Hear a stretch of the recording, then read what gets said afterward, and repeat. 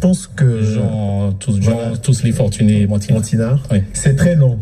Et on m'a souvent dit que mon nom était quand même assez lent.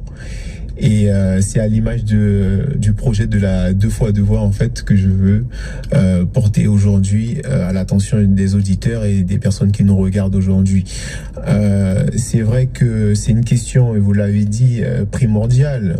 Aujourd'hui, on ne peut plus ignorer la situation de Macoria et c'est assez regrettable. Et comme moi je dis, on n'est pas là pour attaquer les personnes ni un homme, mais on est là pour attaquer les situations et les problématiques qui s'imposent justement à cette ville.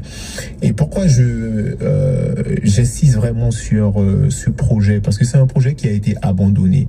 Et c'est le projet de la 2x2 voies. J'aimerais aller beaucoup plus loin pour réaliser effectivement ce projet. Et il y a certains qui disent, et peut-être par faute de connaissances ou bien d'éléments, ils disent que c'est de la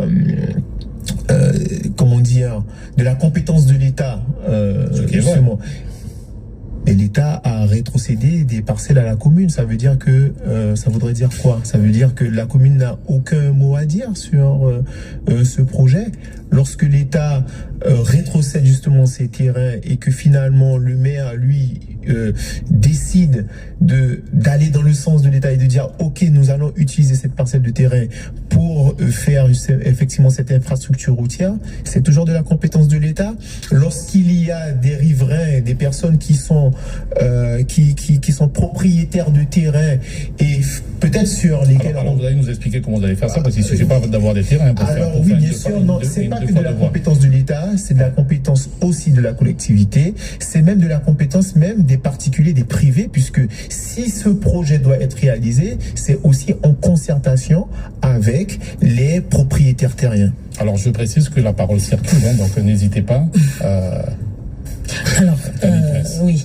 Alors, concernant l'aménagement du territoire, effectivement, Macoria a subi un boom démographique. Qui dit boom démographique dit infrastructure également.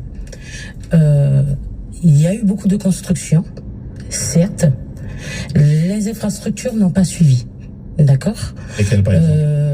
Notamment des organismes de relais, les aménagements au niveau même des cités.